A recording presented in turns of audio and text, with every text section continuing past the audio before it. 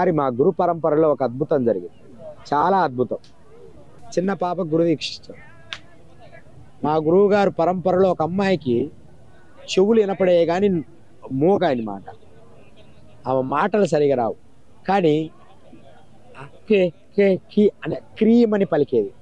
గురువుగారిని ఆ అమ్మాయిని పలకరించి క్రీమ్ ఈ పదాన్నే నువ్వు రోజు చెయ్యి అని చెప్పారు. ఎక్కడంటే మన ఇదే కాశీ పక్కన ఊరే, ఇక్కడ దగ్గరే. ఇప్పుడు అమ్మాయికి మ్యారేజ్ వివాహం కూడా అయింది. ఆ అమ్మాయి అలా 10-12 సంవత్సరాలు చేసింది. ఇంకా అమ్మాయికి ఏ పదం రాదు. Cream cream cream cream cream cream cream. ఆ అమ్మాయికి పరిపూర్ణమైన భాష వచ్చింది. అమ్మాయికి నోరు వచ్చింది. ఆ అమ్మాయి సంస్కృత భాషలో పెద్ద చదువులు కూడా పూర్తి చేసింది. అసలు నోరే రాకుండా ఆ అమ్మాయి పెద్ద ఇప్పుడు వివాహం అయిపోయి చాలా చక్కగా ఉంది. అంటే మంత్రము నీ నాడుల్లో ఉన్న శక్తి కేంద్రీయ మండలాలను మేల్కొల్పుతుంది. మనస్త్రాయతే ఇది మంత్ర అంటే మనస్సుని చిలకడం. ఇలా కూర్చొని ఓం అని ఇప్పుడు సుమన్ టీవీ తరపున చెప్తున్నా నేను. ఎవరైనా సరే ఇదే గ్రూప్ మంత్రం అనుకొని దగ్గరగా ఉండి చెప్తే గొప్ప విషయమే.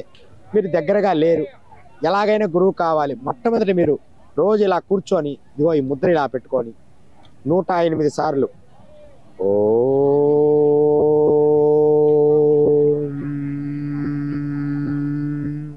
అని చేయండి ప్రతిరోజు. ఆటోమేటిక్గా మీ నాడీ మండలం అంతా శుద్ధ అయింది. అయితే గురువు దేనికి? మరి గురువు ఉంటే మార్గ నిర్దేశం చేస్తారు. మనలో అహంకారపూరితమైన అబద్ధముతో కూడిన భావజాలాన్ని చంపేస్తారు. నిన్న ఒక భక్తురాలు హుబ్లీ నుంచి వచ్చింది. ఒక భక్తురాలు, ఆవిడ చాలా మంచిదే, కానీ ఆమె లోపల ఒక రకమైన భావజాలాల్లో ఉంది. అప్పుడు మంచిదే, కానీ ఆ భావజాలం పోవడానికి గురువు ఏం చేస్తాడంటే శిక్ష వేస్తాడు. ఎలాంటి శిక్ష వేస్తాడు అంటే అట కొడతాడు, లేకపోతే ఆ నాడులను కొడతాడు. మన బాడీ ప్రతి అణువు కూడా మంత్రం ఇలాగిన జరిగిందనుకో, అది ఈ కుంభ లాంటి స్థలాల్లో మంత్రం జరగడం వల్ల వారికి అపారమైన శక్తి లభిస్తుంది. అందుకేనే ఎంతమంది ఇక్కడికి ఎందుకు వస్తున్నారంటే అందుకే. ఏదో ఒక గురువు కనపడకపోతాడా, వాడు నన్ను తరింపజేయకపోతాడా, నాకు ఏదో ఒక మంత్రం చెప్పబోతాడా అని అందరు వస్తారు. కానీ అందరు స్నానాలు చేసి వెళ్ళిపోతారు. కానీ ఎవరో కొంతమంది ఈ దాని మీద నిష్టగా ఉన్న వాళ్ళు అందరు కూడా యోగులు అఘోరాలు దగ్గరికి వెళ్ళిపోతారు. వాళ్ళ దగ్గర తిరుగుతూ ఉంటారు. ఎవరో వాళ్ళ మీద ప్రేమ కరుణించి వాళ్ళకు ఒక మంత్రం చెప్తారు. ఆ మంత్రం చేసుకొని గొప్ప వాళ్ళారు. మా ఇక్కడ కాళీ ఉపాసకులు ఉన్నారు. ఒక ఆవిడ రష్యన్, ఎన్నో సంవత్సరాల నుంచి మానసికంగా ఇబ్బంది పడుతుంది. ఆవిడకి ఒక మంత్రం ఇచ్చాడు, కాళీ మంత్రం. ఆవిడ అపారమైన శక్తిగా సాధన చేసి కాశీలో తరించి ఆ గురువుగారిని కూడా ఆ దేశానికి తీసుకుపోయి ఇలా ఆమె కొన్ని వందల మంది శిష్యులు అయ్యారు. ఇప్పుడు ఆ స్వామీజీకి కాళీ ఉపాసన నేర్పించాడు. ఆమెకు మానసిక శక్తి ఏర్పడింది. లోపలున్న భయము, ఆందోళన అన్నీ పోయాయి. ఎందుకు నానా? ఎందుకంటే మన సనాతన ధర్మములో భార్య, భర్త, కుటుంబము ఒక పద్ధతి ఉంటుంది. విదేశాలలో ఒక వ్యక్తికి 4 భార్యలు, ఒక వ్యక్తికి 4 భర్తలు. వాళ్ళకి అలజడి, ఎప్పుడు అలజడే. అలాంటి నిజమైన అలజడి ఉన్నప్పుడు ఇక్కడికి వచ్చి ఈ భారతదేశంలో గురువును ఆశ్రయించి వాళ్ళు ఒక మంత్రం ఇచ్చినప్పుడు ఆ మంత్రముతో వారి కర్మలను కడుక్కొని వాళ్ళకి తెలిసిపోతుంది. మనకేంటంటే చుట్టూ ఎవరు చూసినా స్వామీజీలే ఉంటారు. ఎవరు మంచోలో ఎవరు ఎలాంటి వాళ్ళో తెలియదు. దానివల్ల వాళ్ళు మన వాళ్ళు డెకరేట్ చేయరు. వాళ్ళకి అలా ఉండదు. ఎవరైనా సరే వారి హృదయానికి నచ్చిందా వారు హాయిగా సరెండర్ అయిపోయి చేస్తారు. అనుమానం ఉండదు. సో ఏవైతే ఈ గురుపదేశం తీసుకున్న తర్వాత కొన్ని నియమ నిబంధనలు అనేది ఉంటుంది. అంటే మాంస ఆహారాలు తినడం కావచ్చు, లేకపోతే మద్యం సేవించడం అట్లాంటిది. అంటే ఇప్పుడున్న నవే డేస్లో అది చాలా కామన్గా ఉంది గురించి.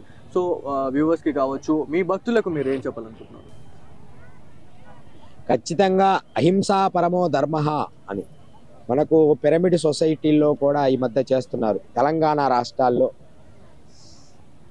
ఏదైనా మాంసభక్షణ మానండి,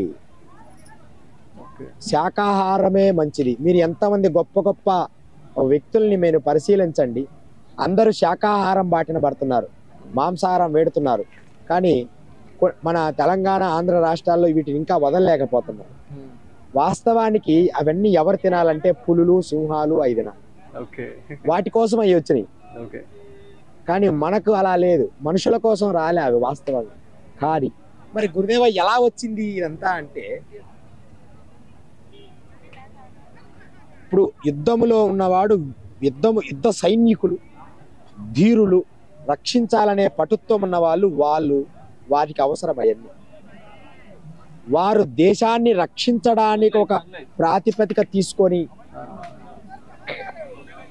ఒక ధైర్య సాహసాలతో యుద్ధం చేయాలి. వీరందరికీ ఏం అవసరం?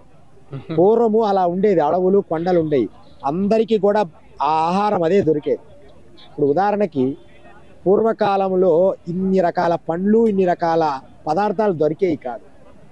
దొరకనప్పుడు ఇప్పుడు నిన్ను ఒక దీవిలో వదిలేశాను అనుకో, ఏమీ లేనప్పుడు ఏం తింటాం? అక్కడ చేపలు అవి తింటాం. నిన్ను ఒక మంచు కొండల్లో వేసాను అనుకో, అక్కడ యాపిల్ పండ్లు దొరుకుతాయి, అది తింటాం. అదే నిన్ను ఒక అడవిలో వేసాను అనుకో, అక్కడున్న కొన్ని జంతువులు, కొన్ని పండ్లు తింటాం. అలా అలా పెరుగుతూ పెరుగుతూ అలా ఏర్పడి ఆ ఏరియాలో ఇప్పుడు కలకత్తా కాకపోతే బ్రాహ్మణులు చేపలు తింటారట, ఏదో చెప్తారు, వాటిని జలపుష్పాలు అంటారంట. అదో కానీ ఇప్పుడు కాదు, పూర్వకాలంలో వాళ్ళు అక్కడే ఉండి అక్కడే అదే దొరికేది. తినడానికి ఏదో మనిషి బతకాలి కాబట్టి. కానీ ఈ కాలం అవసరం లేదు. ఇప్పుడు అద్భుతమైన ట్రాన్స్పోర్ట్ ఉంది. ఎక్కడ ఇదిగో ఆస్ట్రేలియాలో ఉన్న పండు కూడా మనకు దొరుకుతుంది. రకరకాల యాపిల్స్ తక్కువ చీప్గా మనకు దొరుకుతున్నాయి, రకరకాల పండ్లు దొరుకుతున్నాయి. నాన్ వెజ్ తినాల్సిన అవసరం ఏముంది? కానీ దానికి అలవాటు పడిపోయారు. ఒక సిస్టమేటిక్ గా ఉన్న దాన్ని ఎవడో ఒకడు బస్టు పట్టిస్తాడు, దానికి అదే అలవాటు పడిపోయారు. ఒక గురువు వచ్చి ఇదేదో మంత్రం చెప్తాడు, ఆ మంత్రము నాణ్యమైనది, ధర్మవంతమైనది మనం సాధన చేయాలి. ఒకడు వచ్చి ఇదే మంత్రం అన్నాడు అనుకో, అది మనం చేయకూడదు. అంటే ఇలా అజ్ఞానాన్ని జ్ఞానమని గుర్తించే విద్య నేర్పించేవాడు గురువు. ఇది జ్ఞానము, ఇది అజ్ఞానము, ఇది జ్ఞానము, ఇది అజ్ఞానము, ఇది మంచి, ఇది చెడు అని నిజాన్ని, ఇదిగో ఇతను నిజమైన గురువు, ఇతను నిజమైన గురువు కాదు అని చెప్పి తెలియచేసే విధానములో తెలుసుకునేదే గురువు. థ్యాంక్ యూ గురూజీ, చాలా మంచి సందేశం ఇచ్చారు. సర్వమంగళాని భవంతు. చాలా చక్కటి విషయాలు తెలుసుకొని అందరూ సాధన చేసి మంత్ర సాధన నేర్చుకున్నారు. రోజు మీరు 108 సార్లు, 5 సార్లు, 10 సార్లు అనుకోండి.